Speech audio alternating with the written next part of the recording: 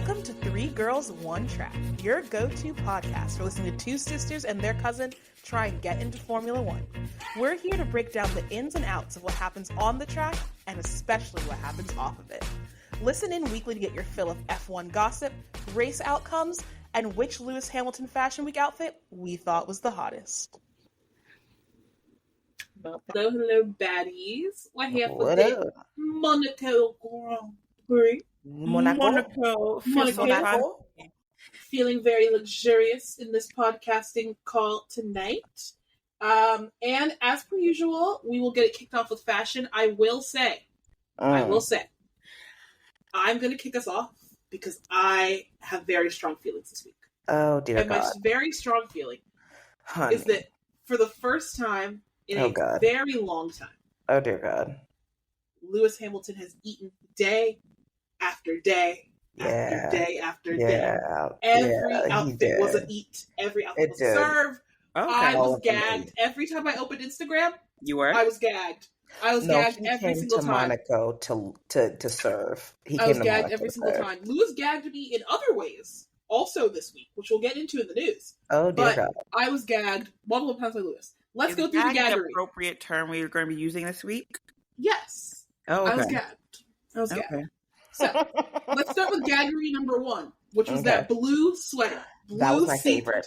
That was my favorite. Gagged severely. That was my favorite. Then we have the sequin black, sparkly something. The Stella McCartney jumpsuit. Ugh. Yes, I was gagged. And what I was even more gagged by, actually, was Lewis getting out of his little boat that he used to get to the Grand Prix paddock and using a Mercedes employee as a handrail to get out of the boat. The way the Mercedes employee was basically on all fours, acting like a footrest, so Lewis could push off of him to get out of the boat. God. I cried laughing. I spent 5 minutes crying.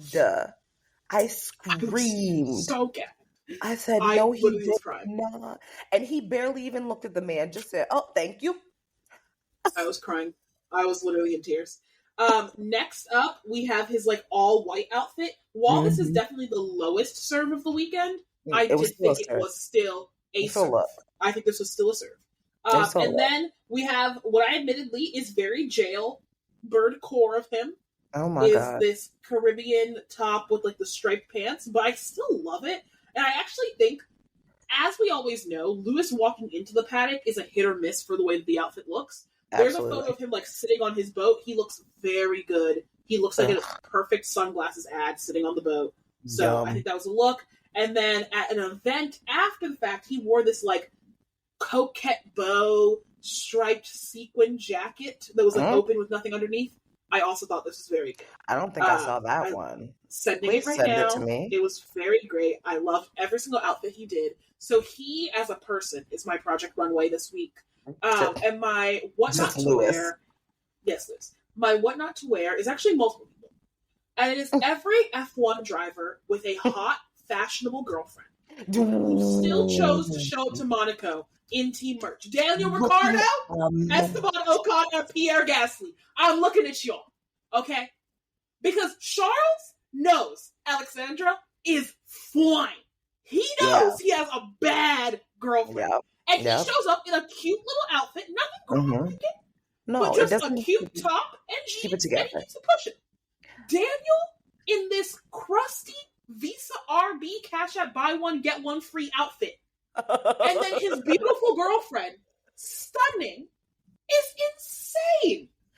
Absolutely insane. Pierre Gasly, we're not even going to get into the Cannes Film Festival look. We're not even going to touch it with a 10-foot pole. Stop having hot girlfriends and then dressing horribly. Justin Bieber and Hailey Bieber had a horrible effect on society with starting this precedent, and I hate it. If your girlfriend looks good, you should look good too. Otherwise, you might as well leave her home. Alex did it too, and Lily looks so good. Why do you look so bad next to her? Good, and he just looks kind of tacky. It upsets me. It upsets me. Your girlfriend and you should both look good. It is disrespectful that she looks so good and you look so bad. And the worst part is, they even are wrinkled. At least iron. Take an iron to it. Because, I'm looking at Esteban and his girlfriend when she had the little off-shoulder thing with the white pants. Beautiful. Absolutely stunning. And then Esteban's over here looking like somebody's middle school overgrown child who just had a growth spurt and doesn't know how to dress himself yet. It's tragic. It's tragic. Free my girls. Free my girls. Have them walk into the paddock together and leave the drivers to walk in. Leave them alone. Yeah, they can walk in the back way. Because you're not messing up my outfit. That's for damn sure. But okay, I have all of those men are my what not to wear because it's atrocious. Yeah. All right, Felicia, you're up on deck. Okay, so I'm gonna start with my what not to wear, and that would be Sir Lando Norris with this oversized cable knit sweater and these hideous pants. Where did he get these pants from? What are they? Like, are they just old? Are they meant to look like this? Like, what is this? And it looks like you're confused about what season you are. Like, you're confused about what season you're in. I'm confused by his cable knit sweater. I'm not saying that 70 degrees is too hot to wear a cable knit sweater. For that I'm saying it opens up so many more possibilities fashion-wise that it feels like a waste to wear that cable knit sweater. It was just bad. It was just bad. Like, you could wear a cute sweater. Lewis wore a cute sweater. Yeah. You could wear a cute sweater. And also, let's not act like Lando doesn't know how to dress. Lando normally puts out a little eatery for the Middle Eastern races. Could put out a little eatery for Monaco? Just a little tad bit? No, not at all. Nope. Not an eat in sight. And it's truly tragic. My God. But it for my Project Runway, I have 2 of them. Because, well, we're going to talk. Because who surprised me was actually Fernando with his all tan situation. I actually really liked that. I think he looked really good. I liked Yuki in his denim number, but why they got that poor man swimming in those clothes? He is swimming in those clothes. Everything is way too big on him. I do agree. Tailor this man's clothes. He has too much money to not go tailor his clothes, at least. I think my problem is that I love an oversized clothing cape. I love the 2 extremes. I love the 2 extremes. Is too small to be then wearing all of this. Like, yeah, I got the vision. Like, I see it, and I like it. I want to like it, but he just looks like a child who took his big brother's clothing out of his closet.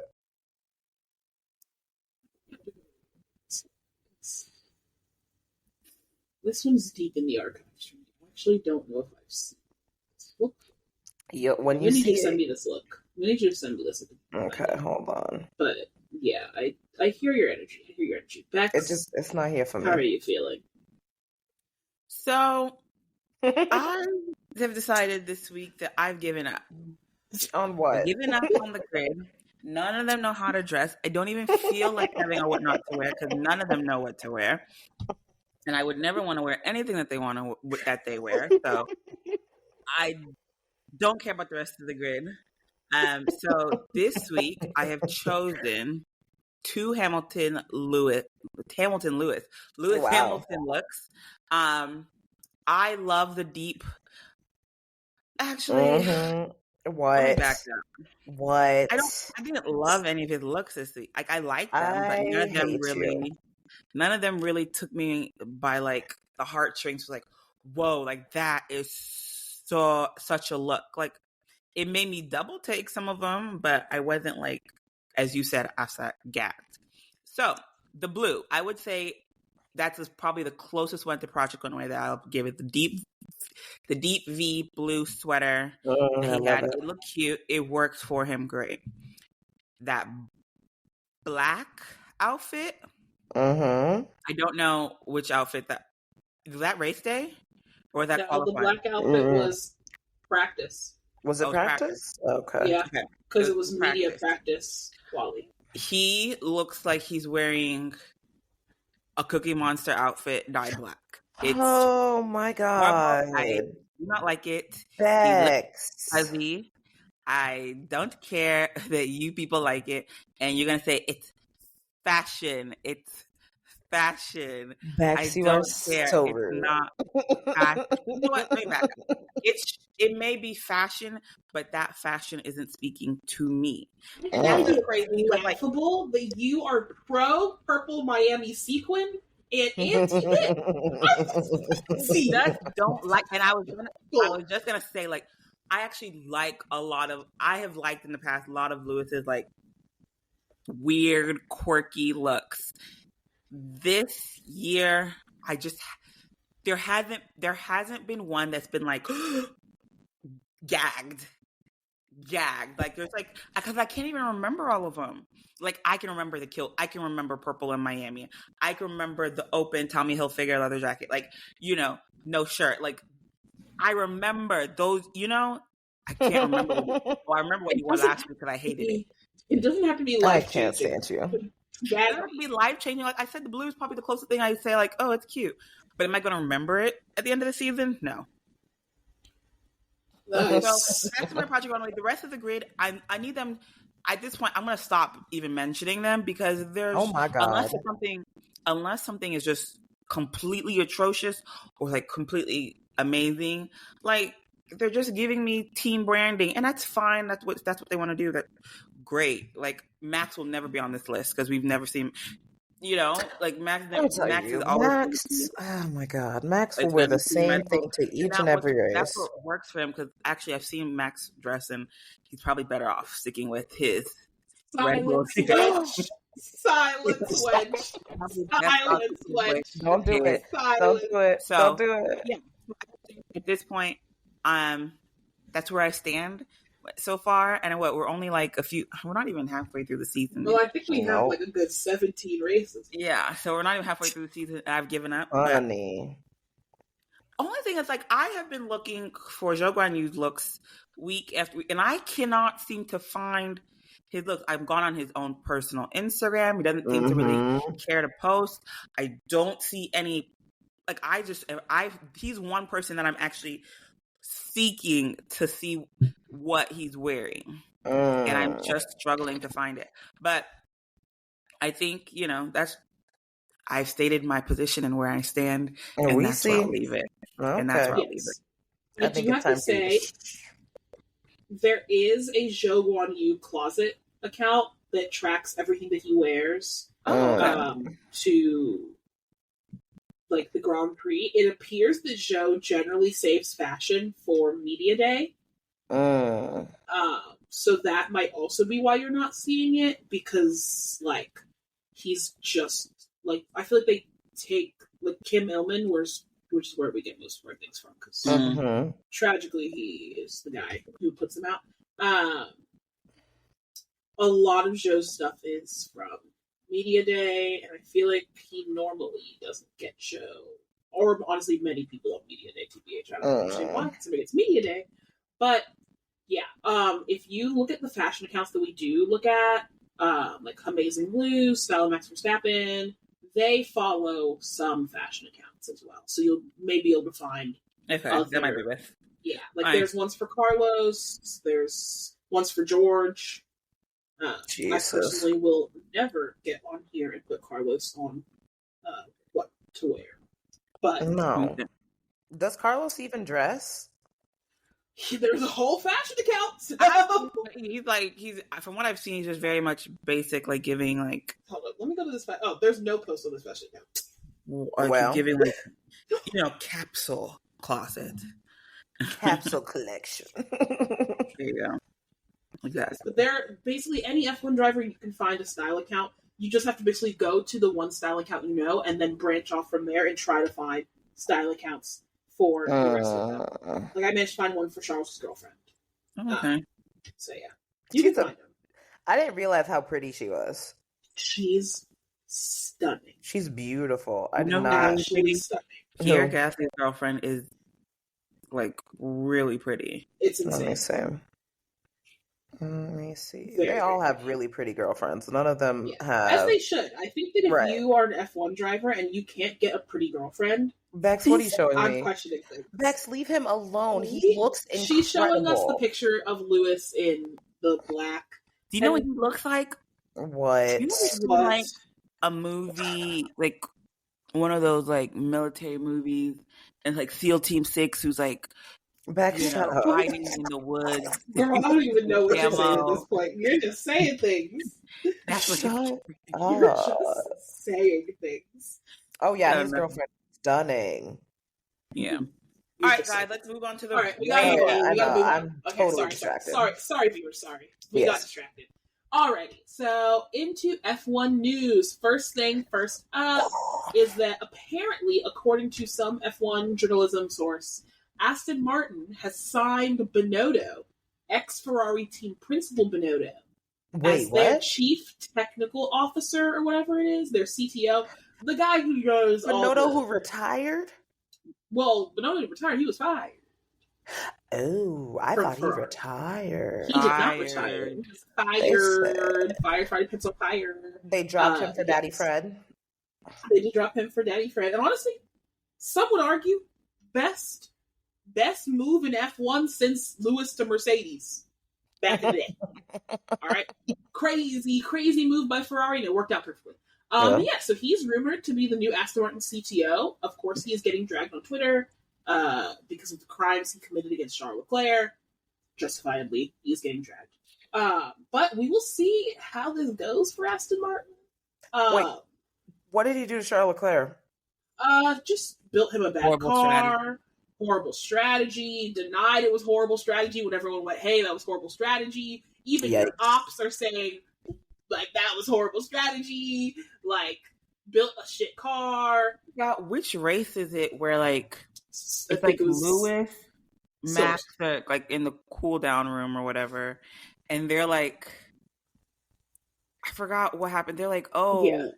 You know what I'm talking about? I know what you're talking. It was multiple races where this happened because it was different characters. They're like at different races. At like, Charles, how shit the strategy. It was hungry, I think. It was hungry. It was hungry, and they were in the cool down room, and everybody knew, hey, these hard tires are so bad.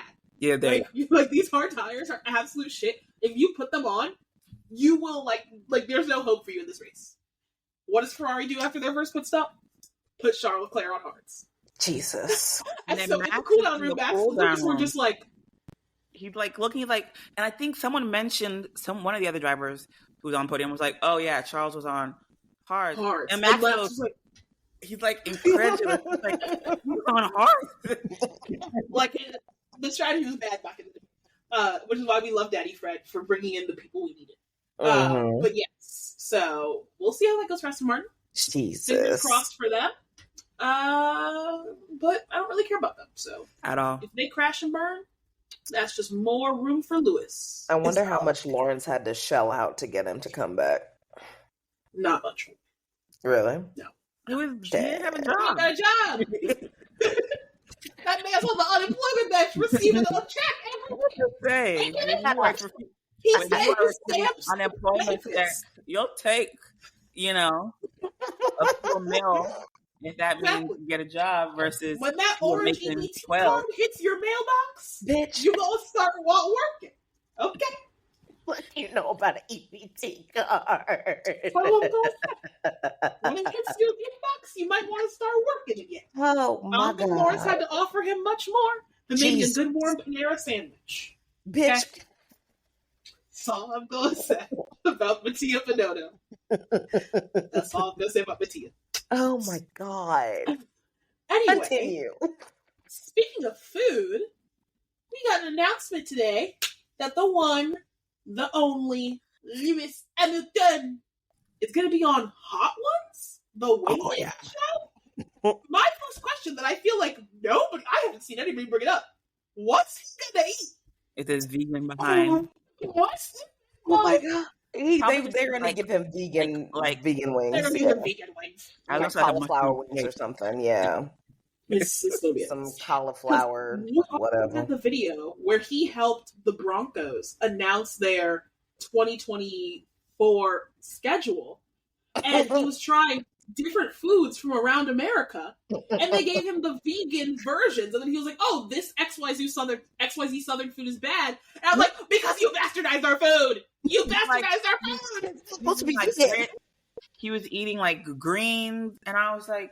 Then there's something else that I actually thought was like meat, and I was realizing that it couldn't have been. I forgot what it was. So many things. He was eating so many things, and it wasn't towards the end that I realized, oh, it's vegan. Oh, yeah. Even they gave him grits. And I'm like, so there was no butter, no cream. There was nothing. They probably gave him water, salt, and grits. And then he was like, well, this is bad. And I'm like, well, grits? I don't like grits. But at least I know that you need to put something in them.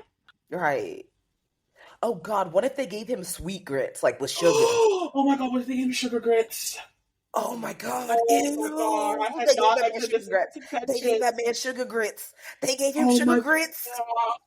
Of course he hates our food. Oh, my God, of course he hates it. And they gave him greens, not a turkey neck in sight. Of course he hated it. The way that the best thing that he said that he ate... At least, like, greens without... even meat flavoring is just I'd rather just that. That man was munching on carrots and ranch like it was Nirvana. He was like, "This is amazing." Right, but also, what do they make that ranch out of? That was my question too. What vegan buttermilk did they give this man? Oh, maybe they probably did do Greek yogurt.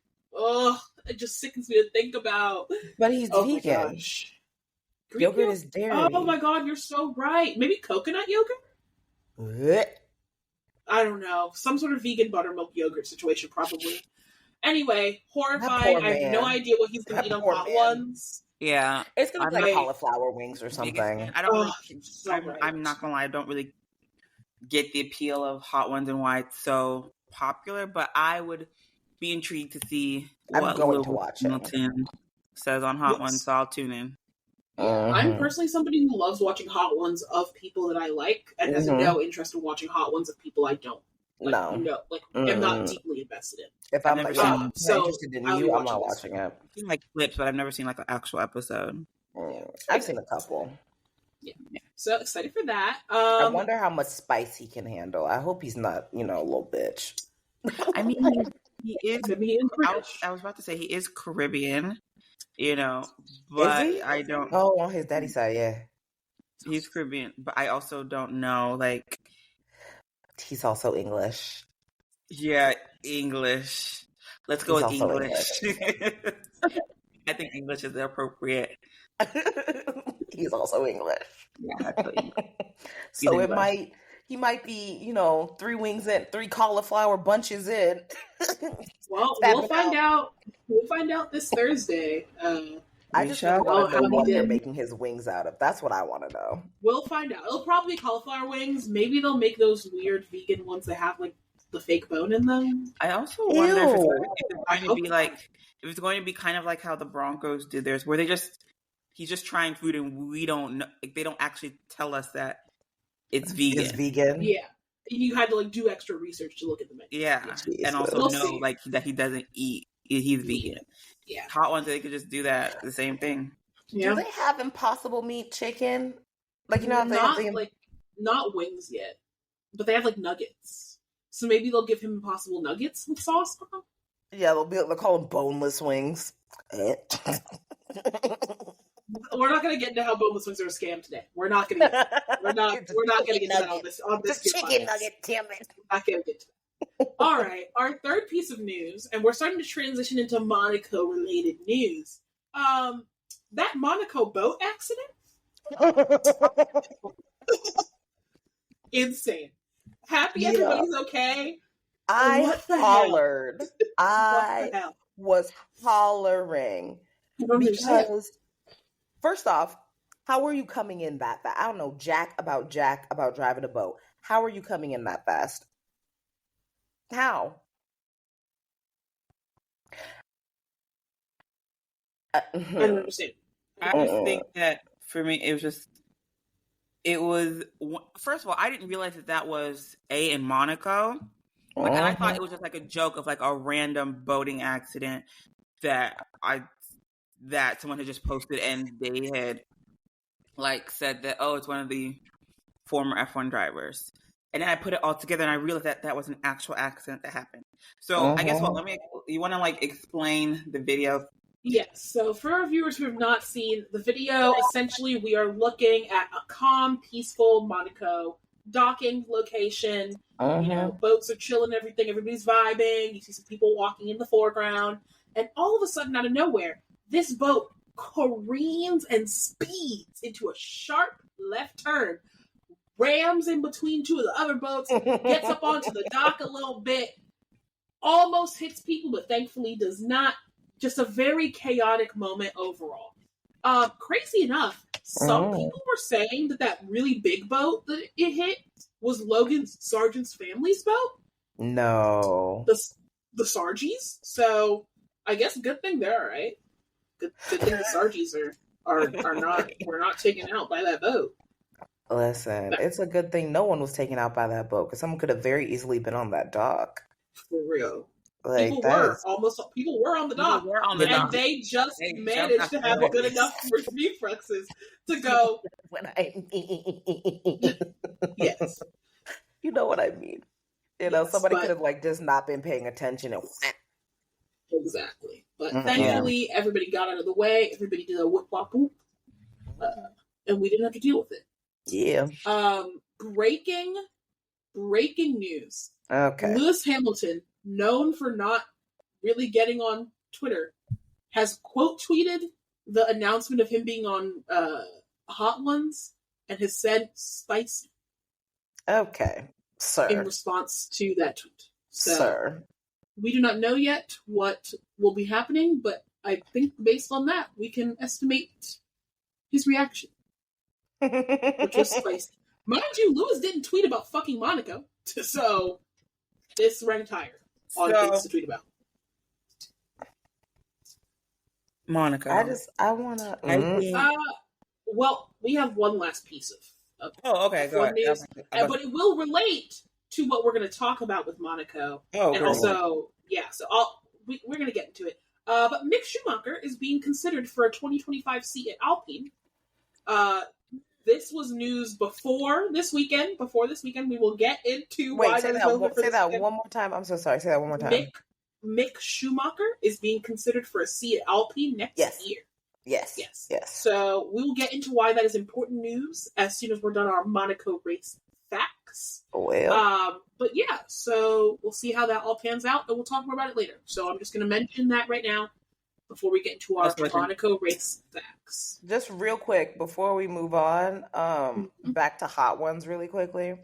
I looked up the post you're talking about. Some of the first comment is, "You're becoming too well known. Please stick to racing and raising your son."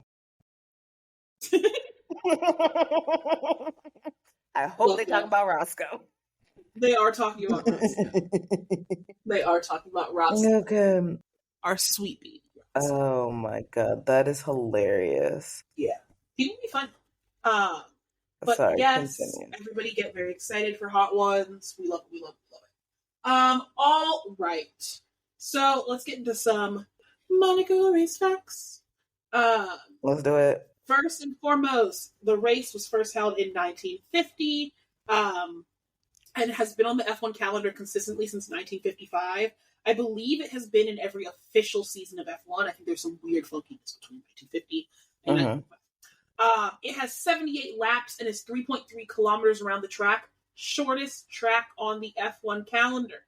Mm-hmm. Notable because it also has a shorter race distance than the F1 regulation. Like, it has a shorter race distance than it's supposed to by F1 regulations. It is only, I believe, 260 kilometers. And it should be a minimum of... I believe it's supposed to hit 300. Oh, wow. Yeah. So, notably, this would have to be like 90-something laps to hit 300. So, like, yeah. I get why, but still, why is it getting to break the rules? Because it's Monaco. Because it's Monaco, and it's special, and it's historical. And the lap record was set in 2021 by Lewis. It was 1:12. So I believe they almost got to that. The only. Lewis Hamilton. Sir Lewis. All right, baddies. Beks, I know you were fiending for something to say. Do you need to say it before we get into quali, or what's it? No, I'll go after quali before the race. There you go. Okay. All right. So it should be noted that this quali is the most important quali of the year. If you don't know why this is the most important quali of the year, essentially it is almost impossible to pass anybody at this goddamn track. So it's kind of essential for you to make sure that you have everything wrapped up in quali. And if you're probably going to start and finish in the same position. Yes. Really important, make sure that you wrap your shit up at quali. All that said, some people did not have their shit wrapped up in quali. Nope. Notable people who did not have their shit wrapped up in quali. Max fucking Verstappen. I don't know what was happening. I don't know what was happening. I don't know what was happening with Lewis. I don't know what was happening with anybody of my faves. All of my faves were not doing what I needed them to do. I guess Alex. Hey, Charles. And yes. Charles did what I did. Yes. But yes. But none of my faves were truly doing what I needed them to do. So that was upsetting. To me, it hurts me every single time. There were so many meme tweets on Twitter this week about our lovely greats of this sport just not living up to what we want them to do. Jesus. There's a couple nicknames for Lewis and Max that are used affectionately by their fan base whenever they want to razz on them. Oh, God. I think they were calling Lewis like nonchalant Milton or something like that. Basically being like, Lewis, we need you to tap back in, please. Oh, God. So he's not going to do it with Mercedes, that's for sure. He's checked out. Yeah. So what I will say, I was surprised at Max. I also felt that was a Red Bull issue because like also what happened to Sergio? Oh yeah, Checo got out in Q1. Yeah, he got out in Q1. Like I was just kind of surprised with Red Bull this weekend overall. Like I don't know, but to me, maybe it's just me, but I don't know Max. I don't follow him, so I don't really know. He seemed like very nonchalant, though. He seemed like he almost, I wouldn't say he didn't care, but he just... No, he said he didn't care. Okay, there you go. Oh, so he actually said in an interview after he qualified 6th, they were like, so are you going to try and fight to the front? He's like, I'm not really sure what we're going to do, but honestly, I don't care. I don't know. I mean, obviously, we're still the first third of the year. Like, he hasn't wrapped up. You can't say he's wrapped up the championship. So, but I don't know. Maybe he just feels really confident in his abilities to win. But I was just surprised at how nonchalant and how relaxed he was this race, especially when in the past we've seen Max lose his, over like not having a proper car or not having good position. So I think Monaco sort of gives drivers room to like accept your mistakes, and accept reality. You don't feel like you could have been striving. Max said after quali, like, I invite anybody to get in that car and go faster than I fucking did. Basically, like, the car was shit around this track. I couldn't have done anything else. And I know that because you can't pass, I'm probably ending in 6th. Yeah. And that's so it is what it is. Monaco is like, I understand it's a historical track, but for a viewer, it's a boring race. And it seems to be also like the drivers are not really like, it's cool. Like a lot of them live in Monaco. So like they're all home, Monaco has that like, it's GP that a lot of people know. It's most well, it's the, English. It's like the most well-known GP. But I also just feel like it's not appealing as a driver. It's not appealing as a viewer. It's a weird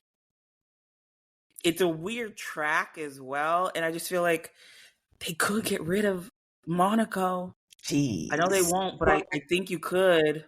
For the sake of our podcast not getting canceled, I'm not saying that is the company a statement on Monaco. Okay, I also don't. No. I'm saying this is a Monaco hater myself. I think Monaco. I'm gonna say this is a Monaco hater myself. I think Monaco is kind of boring. I literally have it written in my notes that it was a snooze fest, except for the notable thing that happened that we'll get into. But I feel like the reason why I'm not immediately saying let's do away with Monaco, we don't need Monaco, is because they could solutioneer this. They're choosing not to solutioneer this, and they totally could. What is stopping them from essentially anything? Like mandate a number of pit stops. Like at Monaco, oh yeah, you have to do XYZ amount of pit stops, right? Or make it so that like, you have to race like exhibition cars, which there are safety concerns with that. Why? So maybe you just need to do like a pit stop or a tire thing. I don't know. What's the safety concern with an exhibition car? So the reason why the F1 cars have gotten so much bigger over time is that they've built in better safety measures. You would have to take out some of those safety measures to make these cars smaller, like physically small enough to make overtaking better. You'd have to remove these, and considering everything, let's not do that. I don't think that's a good idea. Let's not do that. That's not a good idea. That's not a good idea. So that's why I'm saying, like, I get it. I 1000% get the whole, like, you know, it's boring. But I think that we could just do some solutioneering. I don't think this is a track that necessarily needs to be taken off. Now, I'm not going to cry if it is. Like, if somebody takes off, I'm not like everybody else is going to be like, our history is being lost. I do not care. Yeah, I do not care. Have them do an exhibition race of their own volition or something. If you really want to see Monaco every single year, right? But Monaco in my would opinion, be a cool probably exhibition race. That'd probably be cool. Yeah, like you know. Yeah. So it's just you can't make the car smaller, so you've got to figure out something else. It's whatever. Can't make the car smaller. Can't make the road bigger. Exactly. But overall, quali was all right. It was cool. Most important quali of the year. McLaren and Ferrari were beefing it out for a very historical vibe, I guess. And Charles qualified first at home. Yay! So I don't know if y'all heard Lewis's comments after qualifying. Yes, about I did not. And I was just like, that also I think is what lends it. Basically, after qualifying, Lewis.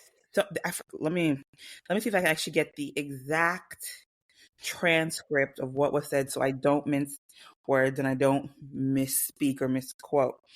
But basically, they asked Lewis, they were asking Lewis about like qualifying, how he feels. Obviously, George has qualified for him in almost every race, I think, except for one. And so, I forgot, someone with Sky Sports, I believe, asked Lewis, where am I? I gotta find it. I'm losing it. And I'm losing it. Anyway, let me see if I can. Here, I got you. So, basically, they were asking him about qualifying and like, hey, like, you know, what's up? Why do you feel like you what do you foresee for the future? Lewis says, I don't anticipate being ahead of George in qualifying, particularly in this year. But, and of course, Sky F1 goes, the whole year? Lewis goes, yeah, we just got to keep pushing because as the races are strong. And then Sky F1 goes, well, why the whole year? And Lewis goes, smirk, shrug, we'll see.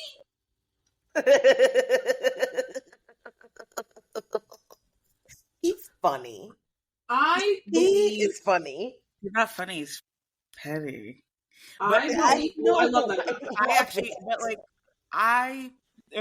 The reason why I want to bring it up is like, I kind of understand Mercedes' point of view. Okay. A little bit. In the sense that, like, we're going to make changes and we're going to construct a car around George because George is going to be here next year. Yes. We'll make enough changes for you, but we're not making significant changes for someone who's going to be leaving us in less than a year. But aren't they then also jeopardizing their position in the constructors? And then that's where I feel like is like where I can see Lewis's point is at the same time, he's like, I'm here and I'm willing to do my all to win. Yep. And of course, Lewis wants to win. Like last year was his first year without the last 2 years. Yep. The last 2 years, the last 2 years were the first 2 years he's gone the whole season without a win. You know, like Lewis is itching for a win and wants one so badly. And so, and I think he's even, you know, he wants to do his best even at Mercedes. Yeah. So he wants a good car. It's just that Mercedes is not going to put their all behind him, obviously. And obviously, you know, Toto is petty as well. And so Toto is not going to give him a good car. I don't think give him a good car, but they're not going to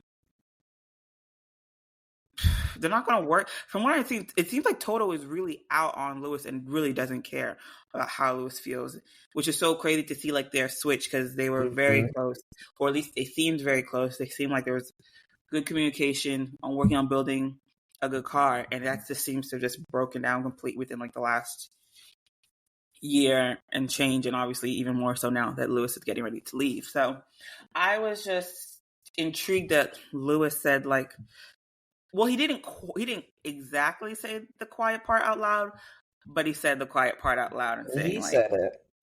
I'm getting screwed here and I'm just going to do the best I can while I'm here. Yep. It's just crazy to me because the thing is, I also am on team. I understand why you would build the car around George and blah, blah, blah, right? Mm-hmm. Because so much of car development beyond making a good car is making a car that your driver can drive good, right? Yes. So, like, for example, like, yes, Red Bull is working to make the fastest car, but if they make a fast-ass car that Max can't drive, you didn't make a fast car.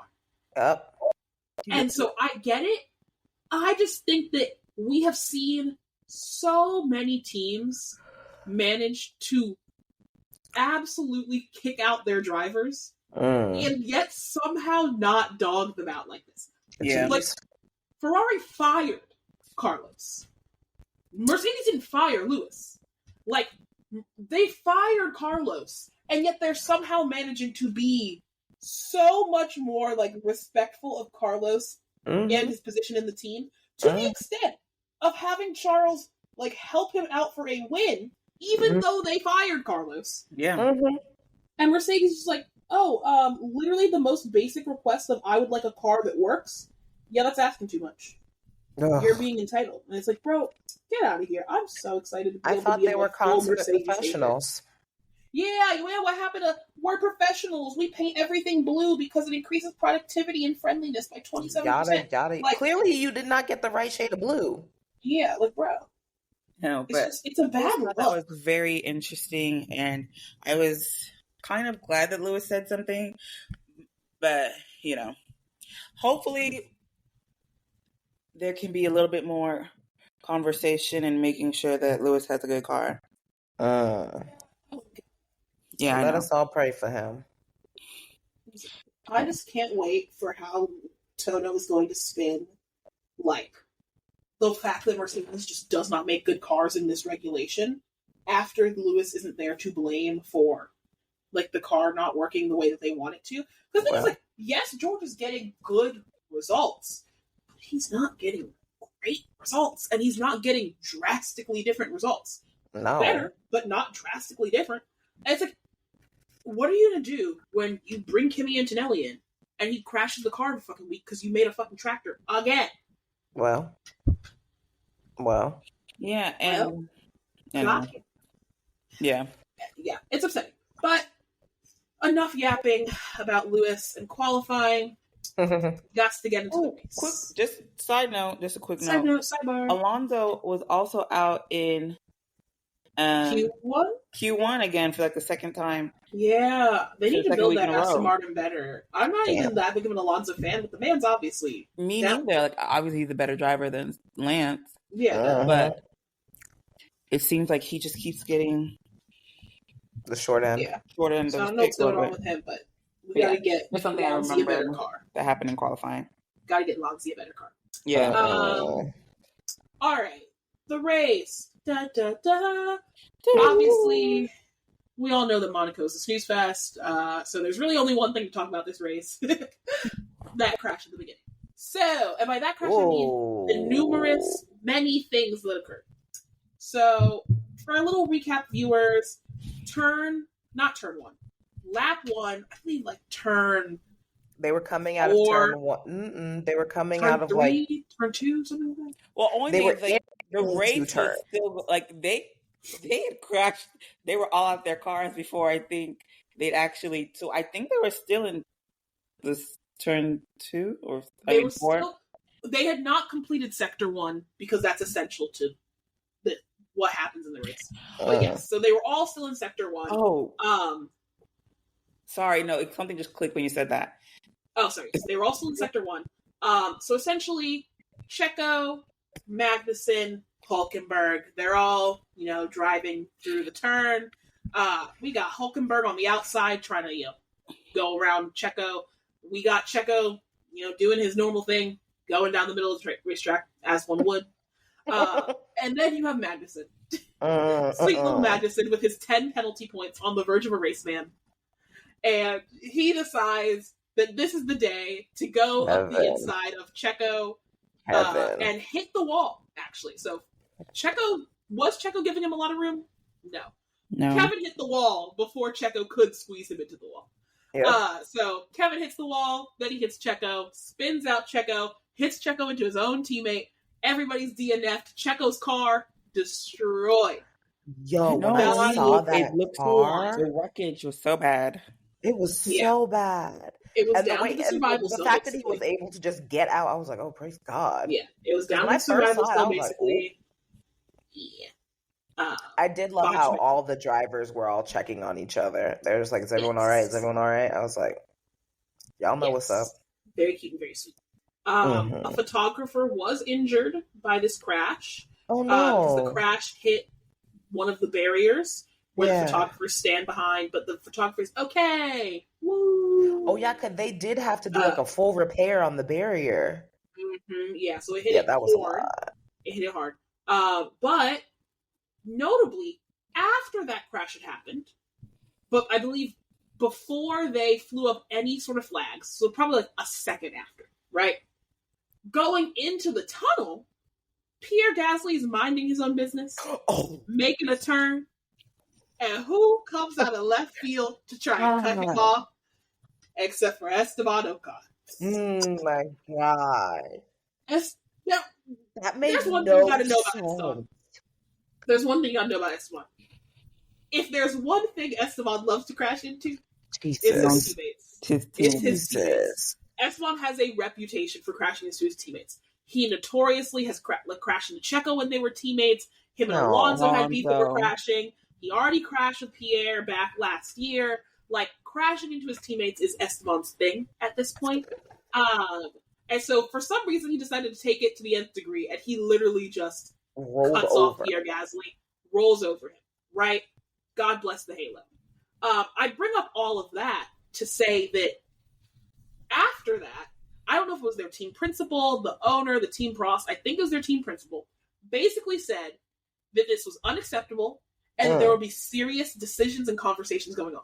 Oh. Then, today, they say Esteban being dropped for the Canada GP is under serious consideration. Oh, I missed that. Mm-hmm. I saw that and I said, hooray. Beks. Because, here's the thing with Ocon, he's not going to be missed. B, the grid will probably be safer without him on it. I'm not he's not. I think he's scored points once. I don't even know how many points he may have. I don't know. I don't think he doesn't have any points. I don't think they have any points. I could have sworn Esteban scored something I think Esteban. He might have scored the 1 point last week for Alpine. Yeah, I thought it was 1 point. Let me see. Was that Pierre? No, it was him. He's been doing better. Pierre scored points for the first time. Alpine has 2 points. Oh dear God. Alpine has 2 points, and those points are from Ocon. Okay. Sorry, 1 from Ocon, 1 from Gasly. Okay. But Ocon has been finishing better than Gasly. Yeah. Okay. Wait, just a quick aside. I'm on Formula1.com, and for some reason it says that Esteban Ocon has not received any points in any race except Miami. And in Miami, maybe I'm reading this wrong, but it says 4,096. Huh? I didn't make it up. We need 4,096. His points? Oh, okay, that's weird. That's a weird. That's a funny glitch to have. But that's a funny glitch to have. I don't know if maybe I'm just reading it wrong. Who knows? No, I don't think you're reading it wrong. That's a glitch. Somebody messed up. Reading it wrong.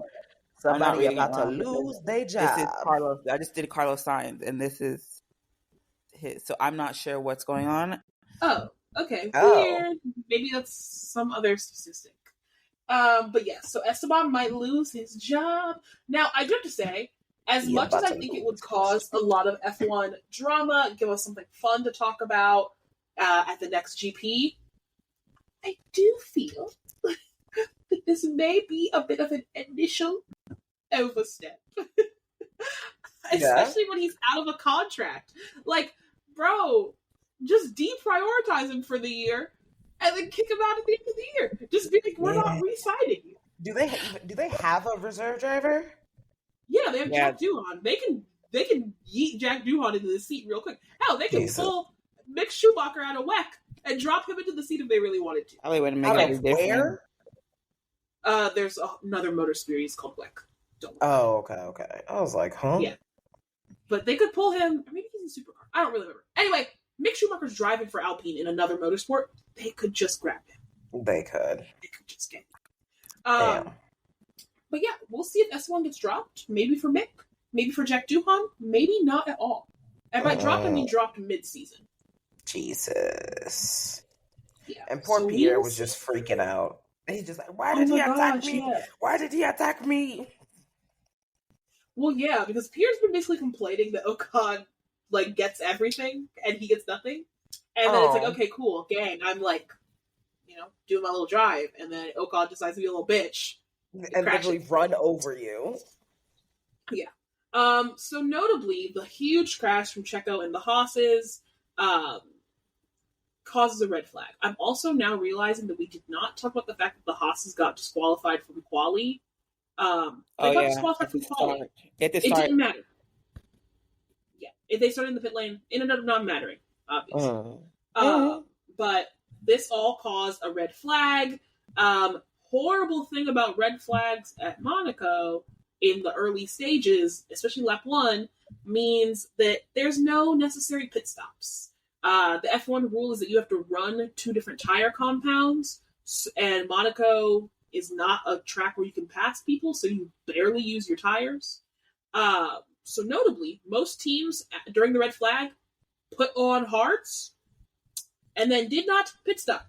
Yep, they rode them shits to the wheels fell off. Yeah, exactly. Another notable instance of Mercedes fucking Lewis is that Lewis told them during the strategy talks yesterday we should start on a medium in case there's an early crash and a red flag, because then we can do what all the smart teams are doing. And they went, no, Lewis, we, the people who have built a boat for the past 2 years, know what we're talking about. We're going to start on hards, and there's a red flag in turn 2 of the race. Lap 1. And Lewis is like, so you mean yesterday when I said, what if there's a fucking crash in the first 10 on the radio and said, I told you guys.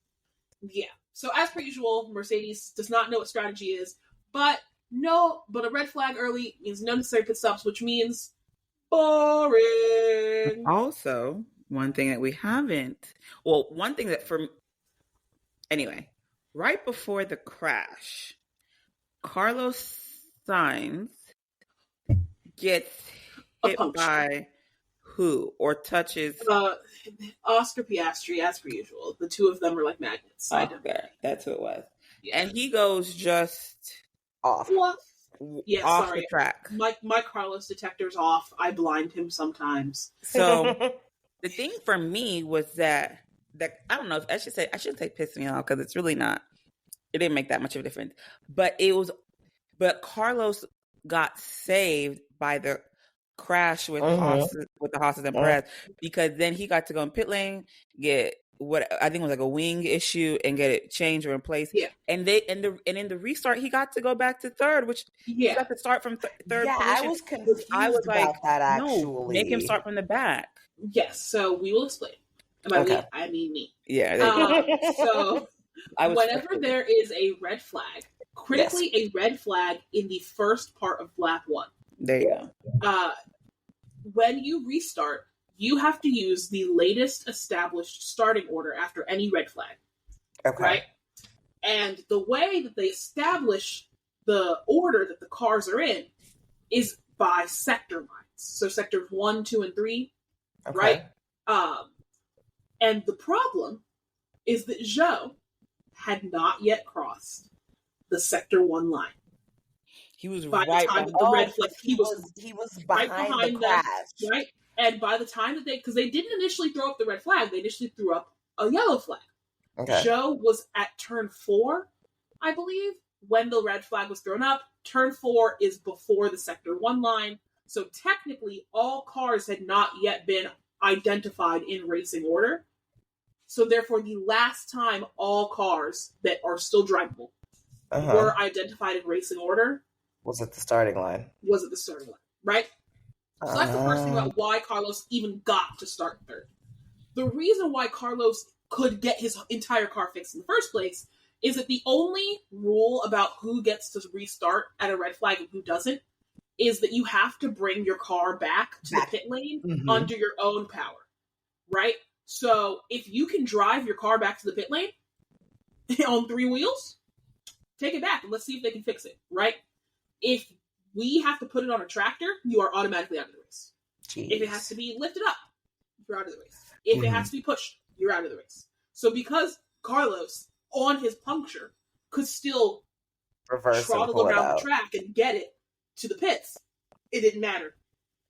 He could restart the race. Now, me, myself, and I, we have technology at this point. We got technology. There you go. Let a little AI look at the aerial view, put them cars in order, and put them in that position. You know dang well what order those cars were in when the red flag was thrown. And you know how you know? Because you're showing us a graphic of where they are on the side. So I know that you know. Let's just do away with this whole passing the sector 1 line. Let's use AI for one of the few things that actually makes sense for in this sport. Well, stop telling me how close they are to the wall. Or use all 82 of them cameras you have on literally every car. Like you're saying that the GPS sensors aren't sensitive enough? Okay. In that case, use the GPS sensors and an AI and all of the cameras.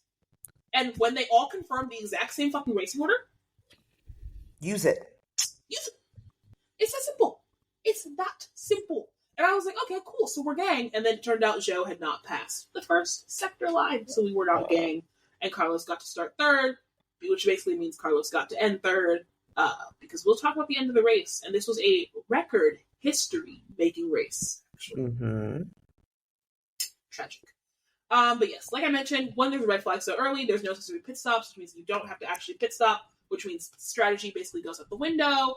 Which means we saw no overtakes, I think, until like lap 40 or 50. I think I saw like Bottas. Bottas was the first overtake, and I think it was like lap 52. Yeah, it was kind of late because I was fully at that point getting ready for church. Yes.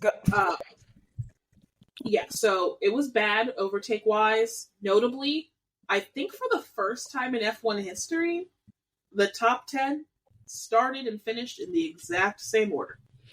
Boring. Now, notably, one of our F1 drivers agreed heavily that this is boring. Not one.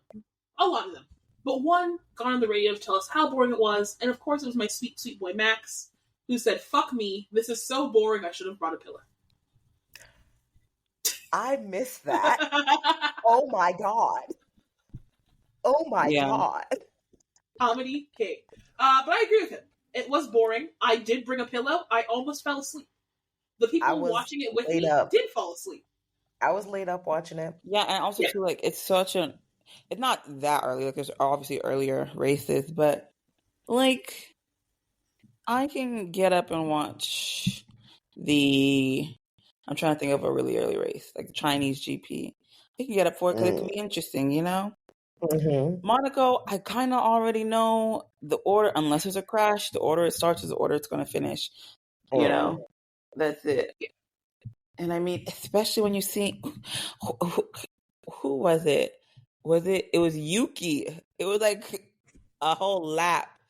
Oh my God, behind Lewis. Between Lewis and Yuki. Like, I was that's like, the thing about Monaco. Sometimes you can get double lapped. Yeah. And I'm like, what are we doing with this tiny ass track you can't even pass on? Like, I saw, because I kind of like dozed off, but I woke up and I just saw it just said by his name +1 lap. I said, what the hell does that mean? Yep. So they got lapped. And we're going so far behind that he was about the track established lap time behind Lewis. That's wild. Yeah. At one point, they were showing it was like Lewis was I don't know, within 3 seconds of Max. And then all of a sudden you see 45 seconds. And I'm like, and then you see it goes to a minute 13. And then all of a sudden it goes to 1 lap. I was like, why is Yuki going so slow? That's the horrible thing about Monaco is that in order to save your tires, and also because you can lap 5 seconds down from what your car can actually do, and nobody can pass you, so it doesn't matter. George was lapping so slow to save his tires. And it's why do we have a track where George you can lap me off 5 seconds slower? George was 20 seconds, and I was just everyone just has to sit behind him and just taking his time, chilling. I said, sir, what are you doing? I mean, I think it. I will say the announcers kind of got me into it a little bit. They're like, "Oh, is so and so going to do this?" And I was like, "Maybe, I guess. Let me see if it happens." No, they were really trying when it came to the top four, where they were trying to figure out if they were going to make a pit stop. But then it was they were trying to figure out the timing for George, because George was building a window where Lando could have gone into a pit stop. And and it was just I was like, okay, there's strategy. And then I was like, but no one pitted. Nothing happened. All that was for nothing. Let me go to church. It was too much for me. It was too much for me. Oh, God. It was horrible. But one thing that was great, if anybody was watching F1 TV, was because this was Charles' home race and he won, and it's his first time ever winning at Monaco. It's almost his first time even ever finishing at Monaco. So they had a wonderful, beautiful commentary on F1 TV about him and his family and his mentors and his dad. Very heartwarming. Highly recommend listening to it. If you're a Sky Sports baddie, you should go listen to the F1 TV commentary at the ending. Because the Sky Sports one was just what? The hairdresser's son is a cut above the rest? Get out of here. Wait, Alex Jacques. Yeah, so there's Sky Sports and then there's F1 TV. Sky Sports is cable. It's British cable. Yeah. And Charles is a hairdresser's son. His mom's a hairdresser. Okay. And so his ending, I think it was Crofty or something. Above the... Shut the fuck up. Exactly. Compared to Alex Jacques giving us a whole history of Charles's tumultuous journey, his father's death, Jules Bianchi. He ate it up. And we love that. We love to see Charles saying he was thinking of his dad at the end of the race actually teared me up a little bit, because I thought that was so sweet. He said that he could barely see the last couple laps from the team. Sometimes thinking about his dad and Jules. I was like, that is so I sweet. didn't hear that.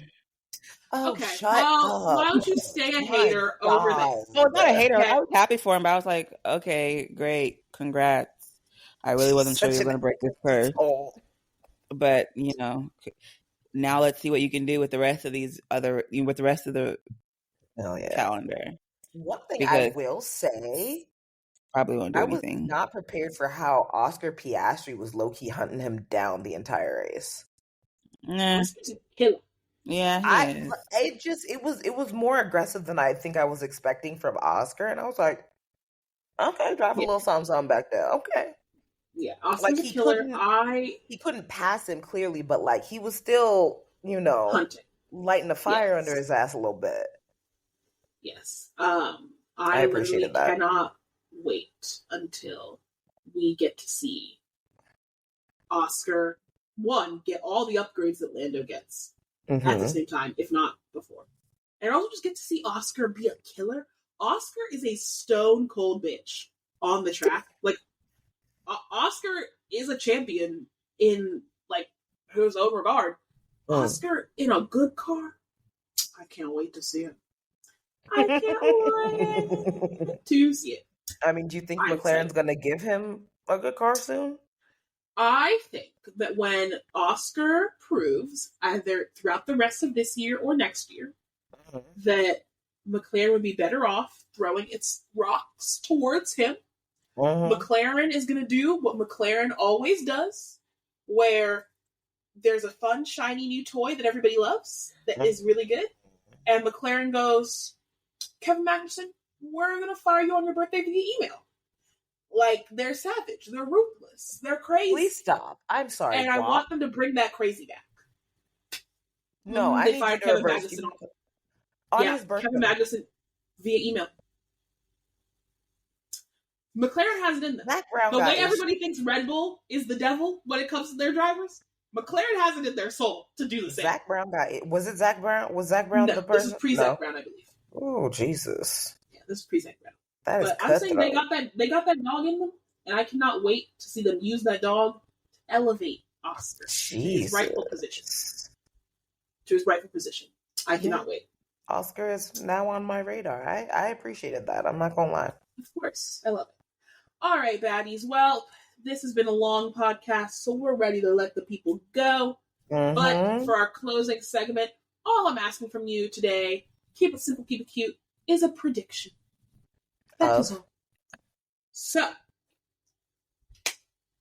do you think Alpine is going to drop Esteban Ocon before the Canadian Grand Prix?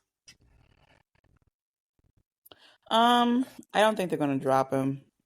I think if this was like another team where like that may have been planning, if this was like Mercedes decided to like just whatever reason drop Lewis, like they have Kimi, everyone's been thinking that it's going to be Kimi, like they have someone I guess fully ready to step in.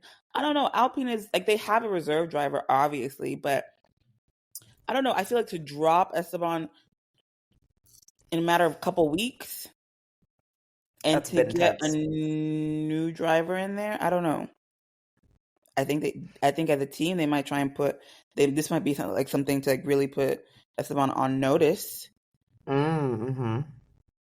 I don't know. Maybe I'm not fully thinking it through. But I just don't think that they're going to kick him to the curb. That's just it's a little drastic. I think, and I know like he's not drastic because Esteban's costing them money. Oh, and money that Alpine, I don't know if they not have in spades like that. So I don't think it's like great. I just think it's like in the time frame. If this was during like the summer break, like if it happened right before the summer break, I'd be like, oh yeah, I think they may really. I don't know. I just don't think in 2 weeks' time. Is it 2 weeks? So yeah, it's 2 weeks. 2 weeks that they would do something like this. Especially when they. Now I was about to say, especially when they only have 2 points, but then at that point they may have nothing to lose. Might as well roll your dice. Yeah, but I'm going to say no, not now. But Esteban's going to need to be on his P's and Q's. Oh yeah, and I could see maybe they're nice. Yeah, I could see maybe Alpine take at this point maybe really seriously looking for someone else to take his seat and not going to renew his contract. At the end of the I'm personally on team not going to renew the contract, but they will keep him for the rest. Yeah, I think that's probably. I don't see any reason not to. Like, I don't think they benefit from that. Yeah, agreed. Yeah. All right, baddies. Well, as per usual, we want you to rate, we want you to review, we want you to subscribe, we want you to send it to somebody you think would crash into you right before the tunnel in Monaco as your teammate. Because even your enemies, even your biggest ops, need an F1 podcast to listen to. Oh, well. Okay? So, with all that, fellow podcasters, I bid you adieu. Listeners, I bid you adieu. I need to go eat dinner. Good night. It is bye. Almost 10:30. No dinners with this, so. Child, it is 11:30 over here. Gotta go. Yeah. All right. Bye, listeners. Bye-bye.